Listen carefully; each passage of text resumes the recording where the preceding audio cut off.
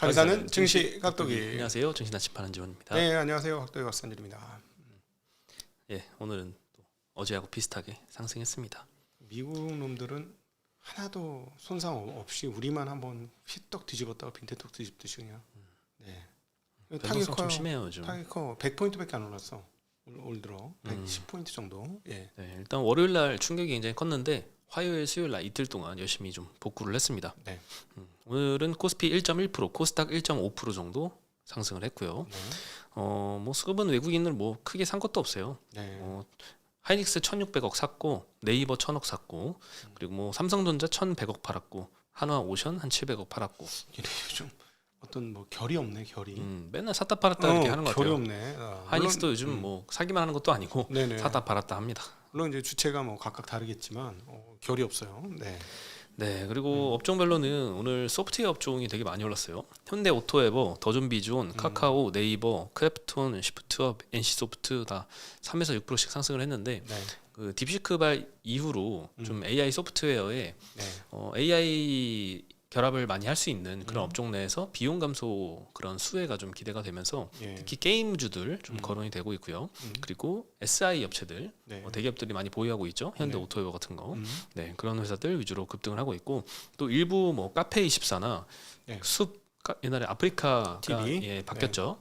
네, 오늘 숲이 27% 급등했고 카페24는 3일 동안 36% 정도 올랐어요. 오늘 또 한 3%대 상승을 했는데 네. 무섭게 소프트웨어 업종들이 돌아가면서 랠리를 좀 뿜고 있습니다. 네. 예.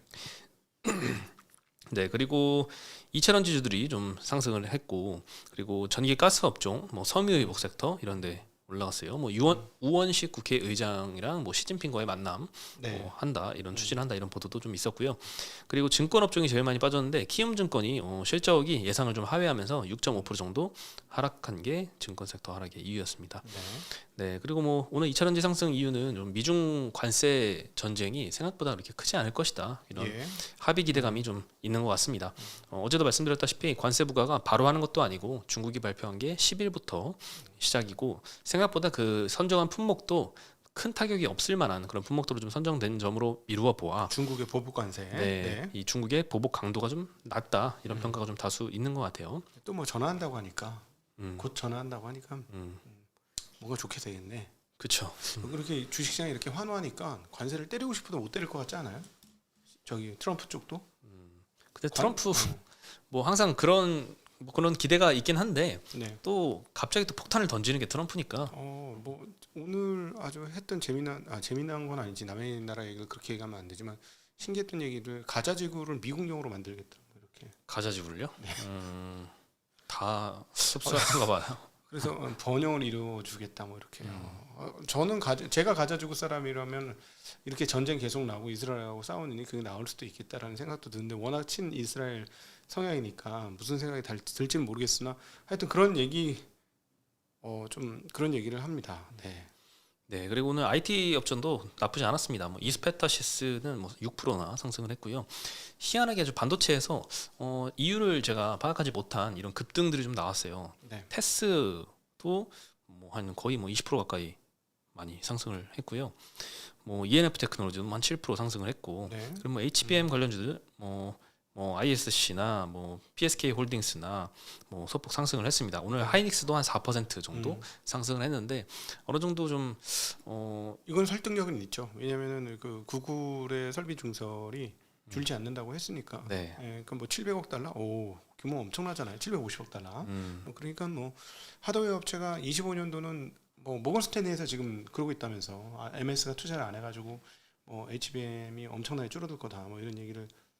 HBM이 아니고 이제 AI 가속기 쪽 시장 규모가 줄어들 것이다 뭐 이런 얘기를 하고 있는데 뭐 지금 빅테크들 실적 발표에서 가이던스에서 나오는 거는 아직까지 전혀 그런 흐름 안 보이는 거죠. 네, 그렇죠. 뭐 알파벳이 실적 발표했고 콘콜도 이어졌는데 알파벳은 시간으로 빠지더라고요. 네. 네, 예상보다 캐펙스가 일단 예상치가 580억 달러 정도 25년에 할 거다라고 예상을 했는데 잘해 보시면 750억 달러를 발표를 했습니다. 예상치를 훨씬 넘어서 알파벳 입장에서는 좀 비용 부담 이슈가 좀 있을 것 같고 그리고 총 매출이랑 클라우드 매출이 예상보다 좀 하회했습니다. 물론 성장은 좀 30%대 무섭게 성장을 하고 있지만 네. 예상보다 좀 하회했다는 점. 그리고 이 캐펙스 계획을 발표를 예상보다 높게 하다 보니까 미국에서 엔비디아 아니면 이제 브로드컴인데 엔비디아는 안 올랐어요. 근데 브로드컴이 4% 정도 시간으로 상승을 한 걸로 보아 네. 자체 TPU 칩에 대한 좀 시장의 기대가 좀 생각보다 크다는 생각이 드네요. 네네. 네, 가장 큰 성장 동력인 이 클라우드 매출이 이번 분기에 30% 정도 증가했고 컨콜에서 보니까 다 AI 덕분이다라고 언급을 했습니다. 네, 그리고 컨콜 중에 뭐 캐펙스 쪽 관련된 것만 말씀을 드리면 클라우드 고객들은 18개월 전보다 8배 이상 컴퓨팅 용량을 소비하고 있다고 합니다. 이렇게 클라우드 수요가 우리가 제공할 수 있는 용량을 초과했기 때문에 서버나 데이터 센터에 대한 대규모 투자를 계속할 것이다. 24년도에 11개의 새로운 데이터 센터 캠퍼스를 착공을 했는데 앞으로도 추가적인 건설이 필요하고 여기엔 엔비디아 블랙알 GPU가 포함이 될 것이다. 라고 하면서 딥시크 사태 이후로 잠깐 주춤하는 게 아닐까 했던 빅테크의 캐펙스 기조가 여전히 공격적으로 계속되고 있다라는 걸 알 수가 있습니다. 여기서 말하는 이제 클라우드라는 거는 단순히 그냥 우리가 저기 뭐 사진 찍어 갖고 저장하는 그거는 아닌 거죠. 이렇게 갑자기 컴퓨팅 파워가 뭐 8배가 증가했다라는 건 분명히 뭐 제미나이나 이런 것들을 사람들이 엄청나게 쓰고 있다라는 얘기 아니겠어요? 그렇죠. 네. 그러니까 당장 돈이 안 돼도 지금 설비 준수를 해야 되는 숫자가 늘어나니까 네. 이거는 진짜 빅테크 입장에서는 되게 골 때리는 상황이네. 손님이 있는 건 봤는데 손님이 거저 먹고 가네. 와서 기본 메뉴만 먹고 가고 음식을 시키진 않아. 기본 메뉴만 먹고 가고. 야, 이건 참. 그럼에도 불구하고 뭐 워낙 손님이 많아서 그냥 쉽게 얘기하면 구내 식당인데 기본으로 반찬 깔아두는 것들 있잖아요. 그것만 먹고 가는 사람들이 엄청 많아졌지만 그래도 구내 식당에 들어오는 손님이 워낙 많으니 돈 버는 거는 그냥 유지가 되니까 계속 깔아놓는 그런 분위기였다. 이렇게 볼 수 있겠네요. 네, 그래서 뭐 빅테크의 캐펙스 기조가 우리나라에도 IT 반도체 업체에 좀 영향을 많이 끼치는데 네. HBM이 사실 주력이잖아요. 우리는. 근데 이 HBM의 수요와 공급 전망이 증권사마다 상당히 좀 숫자의 차이가 좀 있긴 한데 네. 생각보다 우리의 상식과 조금 상식과 좀 안 맞는 듯한 그런 추정들이 좀 있거든요. 네. 여기에 대한 의문을 오늘 LS증권 리포트에서 좀 해소를 시켜준 것 같습니다. 네네. HBM 수요와 공급에 대해서 어떻게 추정을 하는지에 대해서 설명을 좀 했는데요. 일단 HBM 수요는 그 TSMC나 뭐라 그러죠? 그 오사트 업체의 코오스 캐파로 추정을 합니다. 그렇죠. 네. 네, 그 추정법이 사실 거의 모든 증권사에서 사용을 하는 것 같아요.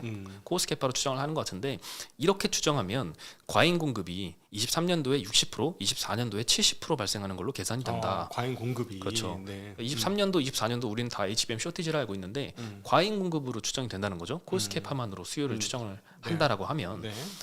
근데 메모리사들이 이때까지 매년 이 HBM 물량 완판됐다 이런 이야기를 하잖아요. 좀 안 그렇죠. 맞죠. 이 이유에 대해서 기존 D램과 달리 HBM은 기초 재고가 없고 신제품이 빠르게 나와서 구매 업체들의 재고 축적 수요가 크기 때문이다. 네. 네, 요거를 스톡 디맨드라고 표현을 했는데요. 네. 그래서 실제 AI 칩에 탑재할 수 있는, 그래서 바로 출하할 수 있는 코오스 기반 수요보다 얼만큼 더 많은 재고 축적 수요가 발생할지 요걸 어떻게 추정하느냐에 따라서 HBM 수요 추정에 편차가 많이 발생을 한다. 네. 네. 만약에 뭐 코스 기반으로 지금 올해는 이만큼밖에 못 만드는데 실제로 수요처에서 더 많은 HBM을 축적해 놓겠다라고 하면은 더 많은 HBM을 살 수 있는 거잖아요. 실제로 물건으로 나오기 전에. 네. 그래서 그것까지 포함하면 과잉 공급이 이 정도로는 너무 많은 걸로 추정이 될 수 있다 이런 거죠. 네, 실제로 추정치를 리스증권에서 작성한 거를 한번 보여드리면요. 이 표는 사실 이게 전부가 아니고 저 윗부분과 이제 아랫부분 그 사이에 뭐가 엄청 많은데 그거 제가 자르고 임의로 이렇게 좀 수정을 했습니다. 네, 한 페이지 좀 담기 위해서. 네, 이거 보면은 25년도 코스케파 기준 수요가 81만 2천 장입니다. 월. 네, 81만 2천 장인데 비중을 보면은 엔비디아가 57%, AMD가 12%, 에이직이 30%, 에이직 및 기타가 30% 정도 차지하고 있습니다. 에이직이 생각보다 굉장히 많네. 네, 생각보다 많아지고 있고 엔비디아 비중이 계속 커질 걸로 예상을 하고 있어요. 24년도 작년 1분기만 해도 32% 비중이었거든요. 네, 근데 25년도 3분기에 65%까지 거의 뭐 더블 이상으로 증가할 걸로 추정을 해놓고 4분기에는 조금 감소할 걸로 이렇게 추정을 하고 있습니다. 그래서 57% 정도 거의 60% 가까이 될 거다라고 추정을 하고 있고 이것도 굉장히 놀라워요. 에이직 칩이 훨씬 더 비중이 앞으로 좀 빨라지지 미치지 않을까라는 생각이 드는데 네. 사실 엔비디아의 영향력이 계속 확대가 될 것이다. 네. 네, 코어스 기준으로는. 그리고 이 스톡 디맨드 재고 축적 수요는 코어스 캐파 대비해서 24년도에는 한 40% 정도 차지를 했는데 25년도에는 한 20% 정도 차지를 할 것이다라고 가정을 했습니다. 네. 그래서 결국 25년도 HBM 수요는 코어스 캐파 기준으로 23억 기가바이트 플러스 재고 축적이 한 4.6 기가바이트 합산해서 27.6 기가바이트로 추정을 하고 있습니다. 네, 그래서 기존에 우리가 알고 있던 그 HBM 수요를 추정을 할 때 코어스 캐파 기준으로만 보면 23억 기가바이트인데 재고 축적 수요가 추가로 4.6억 바이트 기가바이트 있어서 27.6억 기가바이트로 추정을 할 수 있다라는 네. 거죠. 그래서 코스캐파 추정하는 것보다 실제 수요는 한 1.2배 크다라는 것을 알 수가 있을 것 같습니다. 네. 네. 또 여기서 한 가지 덧붙이자면 저희가 이때까지 언급을 했던 것 중에 HBM이라고 다 똑같은 HBM이 아니라 HBM 3냐 3E냐 거기서 그렇죠. 8단이냐 12단이냐에 따라서 다 다르잖아요. 선단 제품에 대해서 쇼티지가 심하고 밑에 후단 제품은 그렇게 공급이 좀 널널하고 이런 상황도 만약에 반영이 크게 좀 되지 않을까 싶어요. 네. 네, 그래서 예를 들면 지금 아파트도 전국 아파트 가격은 다 떨어지는 것 같지만 서울의 강남 아파트는 막 신고가를 치면서 계속 올라가고 있잖아요. 미분양이 2만 가구래요. 전국적으로 보면은 와, 굉장히 2만 많을 수 가구에 있어요. 거의 육박했고 수도권도 적진 않더라. 수도권도 4천 가구 정도 되더라. 예. 그래서 실제 분양도 서울 강남권에 아파트를 지어서 분양을 하면 막 수요가 엄청나게 많잖아요. 강남 아파트는 사실상 쇼티지죠. 그래서 수익성도 좋고 마진도 좋을 텐데 전국에 다른 인기가 그렇게 없는 지역에서 분양을 하면은 미분양 나고 이렇게 하는 것처럼 네네. HBM도 이 3 엔비디아가 막 달라고 하는 이런 제품에 대해서는 하이닉스가 지금 잘 대응을 하고 있죠. 이런 부분은 마진도 굉장히 높게 받을 텐데 그렇지 않은 제품 같은 경우에는 마진도 상당히 좀 낮을 거죠. 네. 근데 우리가 앞에서 추정했던 그런 표는 전부 다 통칭해 가지고 하기 때문에 이런 부분에서의 왜곡도 좀 업체별로 좀 다르게 좀 왜곡이 생길 수 있을 것 같습니다. 네네. 네. 그리고 하이닉스는 지난번에 컨콜에서 25년 상반기 내로 26년 HBM 물량도 완판될 수 있다 이런 네. 예상도 좀 했었으니까 네. 이런 게 아마 이런 현상을 반영하는 게 아닐까 이런 생각도 좀 듭니다. 네네. 네. 그리고 이제 키움증권 이야기인데요. 키움증권이 오늘 그 가장 증권업종이 제일 많이 하락을 했는데 키움증권이 영향을 좀 끼쳤습니다. 네, 키움증권 IR 자료를 보니까 그냥 실적 발표 내용 네. 이외에도 여러 가지 좀 재밌는 사실들이 좀 있어서 좀 소개를 해드리겠습니다. 함의가 상당하죠. 네. 네, 우선 이제 4분기 실적 보면은 영업이익이 1,800억 나왔습니다. 전년에는 적자였어요. 네. 네, 1년 전에는. 원래 4분기에는 보통 증권사들 중에 이제 털어야 될 것 좀 확 터는 경우들이 있기 때문에 네. 충당금 쌓는 거. 이번에도 턴 게 있긴 하지만 네. 23년도 4분기에는 엄청난 대형 이슈가 있었습니다. 그때 영풍재지 사태라고 있어가지고 그때 한 4,300억 정도 손실 털어냈거든요. 네네. 그것 때문에 23년도 4분기 적자를 봤지만 이번에는 1,800억으로 흑자전을 했습니다. 네. 다만 전 분기 대비 한 33% 감소를 했고요. 컨센이 2,100억이었는데 이것도 좀 하회를 해서 오늘 시장에서 좀 주가가 떨어진 건 이것 때문인 것 같습니다. 네네. 네, 그리고 어닝 쇼크가 난 이유는 뭐냐?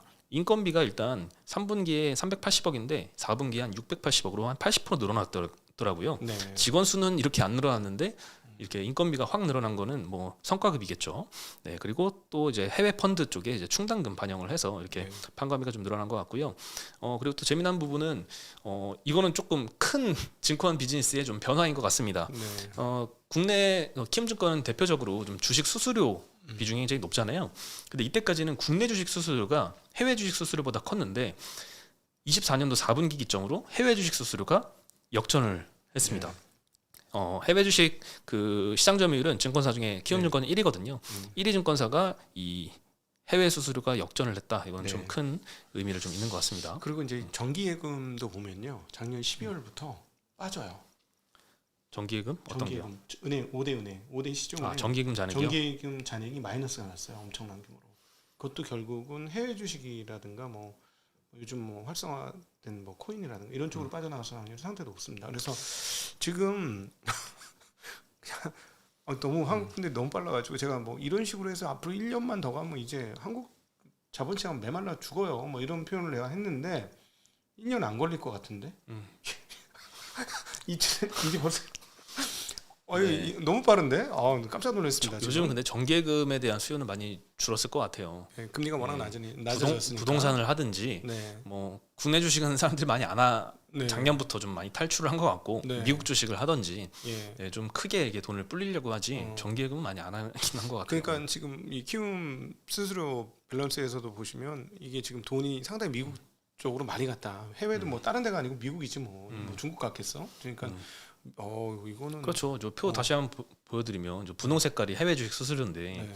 23년 4분기부터 200억 40억 그리고 370억, 398억, 520억 정체되는 듯 하다가 갑자기 800억대로 이렇게 네. 확 점프를 하잖아요.